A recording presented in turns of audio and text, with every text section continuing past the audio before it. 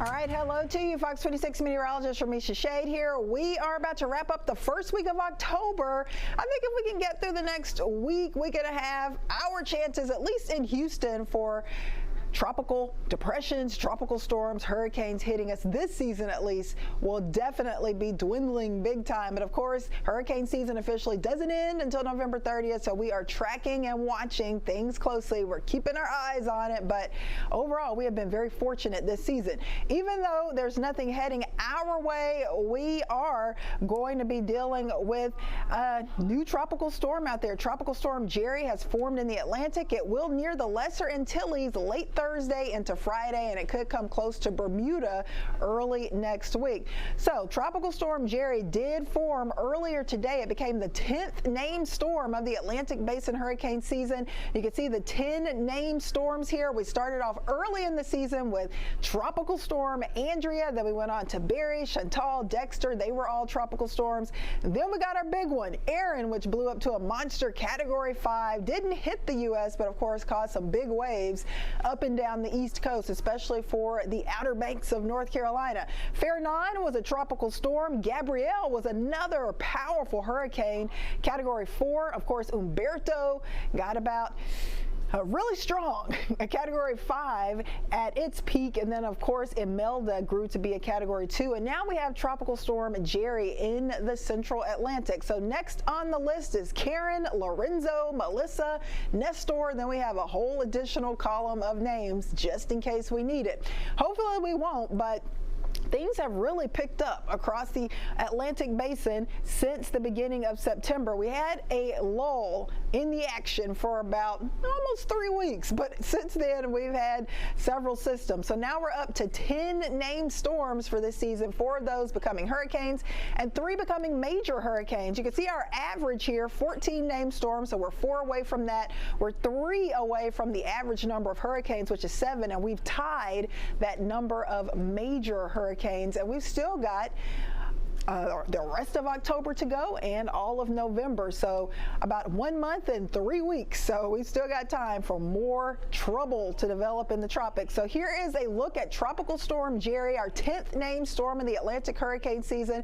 Definitely starting to get its act together in the Central Atlantic. It's moved into an environment more favorable for development, and it is racing off to the west. So let's check out the coordinates for this, and we will continue to see this likely strengthening as we go into the next couple of days. We are going to have the potential for Tropical Storm Jerry to become Hurricane Jerry. In fact, that is in the forecast. But right now, we have maximum sustained winds around 50 miles per hour, racing, booking it to the west at 23 miles per hour, and pressure down to 1,003 millibars. So let's put this track into motion. Here are the Lesser Antilles. There's Puerto Rico, Haiti, Dominican Republic. So you can see Jerry becoming a Category 1 hurricane by early Thursday morning, 80 miles per hour as it approaches some of those northeastern Caribbean islands.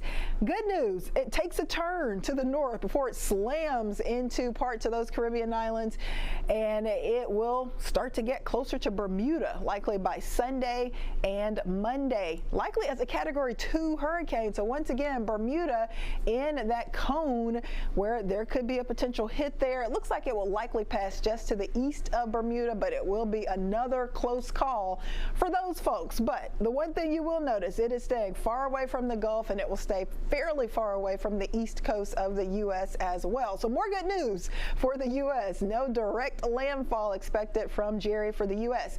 Our GFS Futurecast shows this system really winding up, getting organized.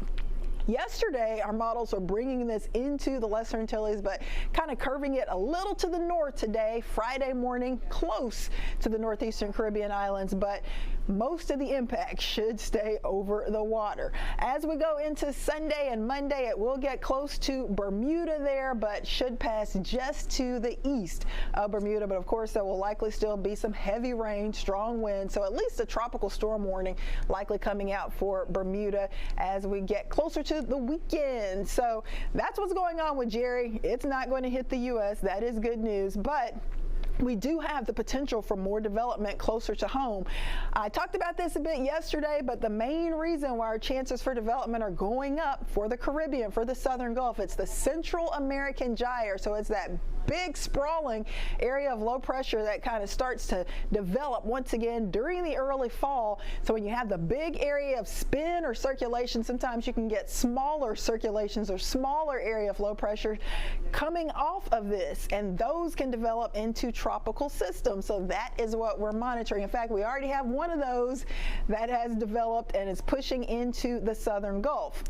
You can see water temps, Northern Gulf, Central Gulf, Southern Gulf, plenty warm to support tropical development. We've got water temps well into the 80s, and that will help our little tropical wave here, but it's already close to land. It's not going to have much time over that warm water, so I don't think it's going to strengthen much.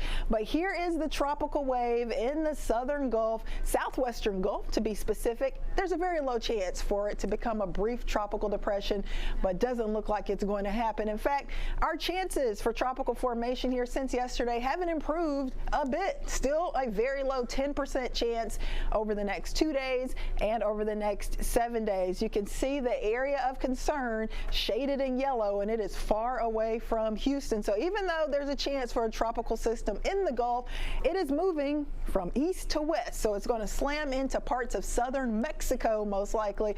You can see a lot of heavy rain, gusty wind. There will be a flood threat there, but that should stay to our south, thank goodness. So still, we're escaping all of the tropical nastiness for the Texas Gulf Coast for now. So we got to get through the rest of October. Best shot for tropical formation for the rest of this month will be central western Atlantic, west northwestern parts of the Caribbean. There's a low chance in the Gulf. It's possible, but chances, especially after about a week from now, really start to decrease. Into November, notice the chance gets even lower if we get any named storms.